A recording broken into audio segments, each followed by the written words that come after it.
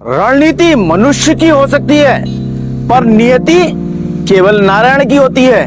भारत के 28 राज्यों में उत्तराखंड के प्रमुख शहर हल्द्वानी इवनिंग न्यूज में आपका स्वागत है। पश्चिम बंगाल में मदरसों में भी वंदे मातरम गाना अनिवार्य कर दिया गया है, जिससे मुस्लिम समाज को दिक्कत देने लगे हैं सीएम शुभेंदु। हालांकि खबर आ रही है इससे मुस्लिम समाज नाराज है। दूसरी ओर गाय हत्या पर रोक लगा दी है। आपको हम थोड़ा डिटेल में ये भी बता दें वंदे मातरम के बारे में। वंदे मातरम का अभी तक 2 ही पैराग्राफ गाए जाते थे, इसमें अब 6 पैराग्राफ हैं जो 3 मिनट 10 सेकंड के होंगे। अब दिक्कत कहाँ आ रही है? दिक्कत ये आ रही है कि दूसरे मजहब को मानने वाले, उसमें एक पैराग्राफ जो है आपके हिंदू देवी देवताओं का है, तो लिहाजा ये दिक्कत आ रही है। फिलहाल गाय हत्या वगैरह पे तमाम चीजों पे शुभेंदु ने योगी से आगे निकलने की कोशिश की है। चलिए अब दूसरी खबर पे बात कर लेते हैं। फिलहाल इधर कॉकरोच जनता पार्टी यानी कि सीजेपी, जी हाँ, बीजेपी के अपोजिट के फॉलोअर्स इतनी तेजी से बढ़े कि उसका अकाउंट ही खतरे में पड़ गया। इसके फॉलोअर्स इतनी तेजी से बढ़े, शायद ही किसी के इतने बड़े हों, वो भी 100 घंटों से भी कम समय में। इसकी उत्पत्ति सीजीआई की टिप्पणी के बाद से हुई है। ऐसा कहा जा रहा है कि कॉकरोच जनता पार्टी का निर्माता आप पार्टी को खड़ा करने वाला बताया जा रहा है। हालांकि 2023 से आपका काम छोड़ चुके हैं, लेकिन इसने बीजेपी जैसी पार्टी के फॉलोअर्स को बहुत पीछे छोड़ दिया है, जिससे बीजेपी को भी स्वाभाविक है टेंशन होगी।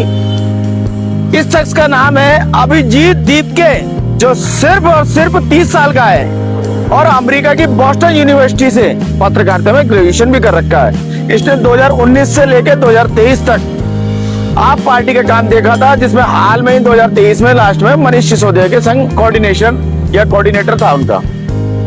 चलिए देश की राजधानी से बात कर लेते हैं। दिल्ली रिज प्रबंधन बोर्ड के गठन में तेजी लाएं, एनजीटी डीआरएमबी का गठन किया जाए और यथाशीघ्र सौंपे गए कार्य को पूरा करें। 18 मई के एनजीटी के आदेश में ऐसा कहा गया। एनजीटी ने एक आदेश के अनुसार दिल्ली रिज प्रबंधन बोर्ड के गठन में तेजी लाने का निर्देश दिया है और रिज संरक्षण पर प्रगति रिपोर्ट मांगी है।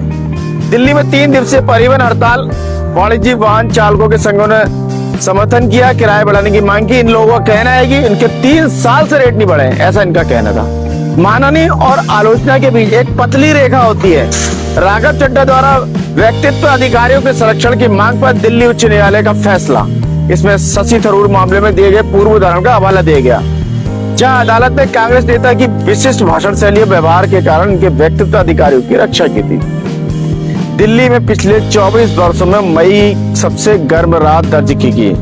लू के लिए बाकायदा ऑरेंज अलर्ट जारी कर दिया गया। शहर में अधिकतम तापमान 40 डिग्री सेल्सियस तक पहुंचने की आशंका है। दिल्ली के गोविंदपुर में मां बेटे की चाकू मारकर हत्या कर दी गई। लूटपाट का संदेह पुलिस को अलमारियों की कुछ नकदी और गहने गायब मिले, जिससे संकेत मिलता है कि हत्याओं के पीछे लूट मकसद था। सरकार ने पुरानी स्ट्रीट लाइटों को एलईडी लाइटों में बदलने के लिए 473 करोड़ रुपए की परियोजना शुरू की है। दिल्ली सरकार दीपावली से पहले लगभग 96,000 स्ट्रीट लाइटों को ऊर्जा कुशल एलईडी लाइटों में बदलेगी, जिसकी लागत बताया जा रहा है कि 474 करोड़ के आसपास आएगी। सुप्रीम कोर्ट के फैसले के बाद एमसीडी आक्रामक आवारा कुत्तों को इच्छा मृत्यु देने पर विचार कर रही है। दिल्ली सरकार ने युवाओं के लिए प्रतिभा खोज योजना शुरू की। इस प्रतियोगिता में 7 मुख्य श्रेणियां होंगी। विजेताओं को प्रथम स्थान के लिए 2.5 लाख, सेकंड पे 2 लाख, तीसरे पे 1.5 लाख और चौथे पे 1 लाख रुपए का नगद पुरस्कार मिलेगा। टोटल मिला के 10 करोड़ रुपए आवंटित किए जाएंगे। लोकायुक्त छापे के बाद बागलकोट में अवैध रेत खनन का खुलासा होने के बाद कर्नाटक के शीर्ष अधिकारियों के खिलाफ सख्त संज्ञान मामला। यहाँ पे लोकायुक्त जो वर्ड आया है, हम अपने दर्शकों को लोकायुक्त के बारे में जानकारी दे दें। हालांकि लोकायुक्त काफी समय से उत्तराखंड में भी नहीं है। लोकायुक्त वो एक स्वतंत्र एजेंसी हुई जो स्वतंत्र जांच कर सकती है, सरकार को आदेश दे सकती है। इस पर सरकार का नियंत्रण नहीं होता है, इसका लोगों को, जनता को भरोसा होता है। इसलिए लोकायुक्त को कहा जाता है कि लोकायुक्त की नियुक्ति करें। हालांकि ऐसा होता नहीं है, प्रेशर होता है। इधर शिव मोगा के पास स्थित सक्रेबेलू हाथी शिविर पर्यटकों के लिए अस्थायी रूप से फिलहाल बंद कर दिया गया है। क्या भाजपा नेता रोजाना सार्वजनिक परिवहन का इस्तेमाल करेंगे या सिर्फ फोटोशूट के लिए करेंगे? डीके शिवकुमार, जी हाँ, इनका कहना है। केरल विधानसभा के 16वें सत्र के प्रारंभ होने पर नवनिर्वाचित विधायकों ने शपथ ली।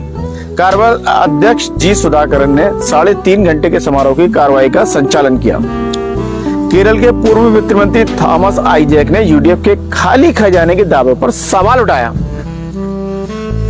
तमिलनाडु से बड़ी खबर ये आ रही है कि अप्रत्याशित घटनाक्रम में सुप्रीम कोर्ट की बेंच के दोनों न्यायाधीशों ने 2011 के दुष्यमी स्टालिन चुनाव विवाद में फैसला सुनाने से इनकार कर दिया है। जी हाँ, तमिलनाडु मंत्रिमंडल विस्तार अपडेट में टीवीके और कांग्रेस के फिलहाल के कुल 23 और मंत्रियों ने शपथ ली। IUML विजय के नेतृत्व वाली सरकार में शामिल होगी। मैरी विल्सन तमिलनाडु की नई वित्त मंत्री बनी। विजय ने अपने मौजूदा विभागों को बरकरार रखा है फिलहाल। इधर पूर्व स्पीकर धनपाल ने AIADMK से अलग होने की घोषणा की।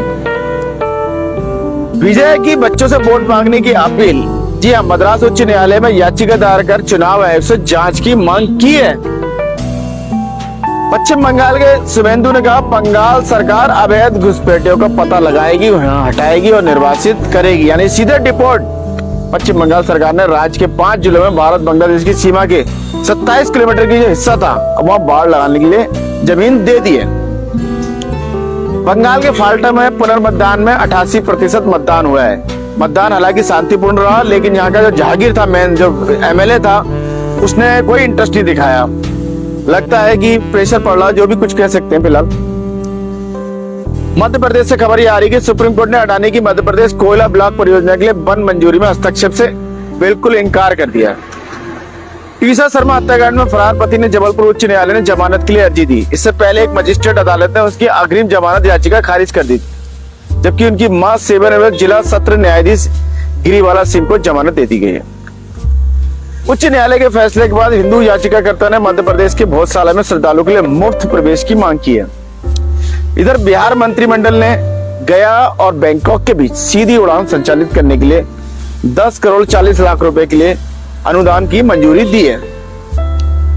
असम से ये खबर आ रही है कि इतिहास रचते हुए रंजीत के दास असम विधानसभा के अध्यक्ष के रूप में दूसरी बार निर्वाचित हुए। 126 सदस्य के सदन ने विधायकों को अपनी मातृभाषा में शपथ लेने की अनुमति देकर एक मिसाइल कायम की है। मणिपुर पुलिस ने सशस्त्र समूह के सदस्यों लूटे गए पुलिस हथियारों सहित कई हथियार बरामद किए। नगांव ने 6 आपदा पुरुषों की रिहाई की मांग को लेकर प्रदर्शन किया। यूपी के राज्यपाल आनंदीबेन पटेल ने राज्य के सभी कॉलेजों और विश्वविद्यालय में छात्रों के लिए यूनिफॉर्म अनिवार्य कर दिए। जयपुर में नीट अनियमितताओं के खिलाफ कांग्रेस कार्यकर्ताओं का प्रदर्शन। कश्मीर में बर्फबारी बारिश से तापमान में गिरावट आई है। बारिश के कारण इलाके में जलभराव और कीचड़ का बहाव भी हुआ है, जिससे आवागमन बाधित हो रहा है। इधर गर्मी तेज पड़ रही है। स्थानीय खबरों में स्कूली छात्र छात्राओं के लिए खास खबर और उनके अभिभावकों के लिए खास खबर यह है कि कल से 7 बजे से ले 6:45 से शुरू है, लेकिन 7 बजे से 11:30 बजे तक क्लासेस चलेंगी। उसके बाद छुट्टी होगी। हालांकि छुट्टियां होने भी वाली हैं कई स्कूलों में। हमारी तमाम लोगों से बात हुई है, माना जा रहा है, लेकिन कई लोगों ने यह ऑब्जेक्शन जताया कि स्कूल वाले समर कैंप करते हैं, उनसे पैसा मांगते हैं। ये थोड़ा सा गंभीर बात है। आशा है आपको खबरें अपडेट रख रही होंगे, चाय पर चर्चा के लिए मसाला प्रदान कर रहे होंगे। अपने विचार और सुझाव साझा करें। कल फिर नए विषय के साथ आपके समक्ष उपस्थित होंगे। इसी के साथ मैं मनोज आर्य, खबर संसार के लिए जय हिंद।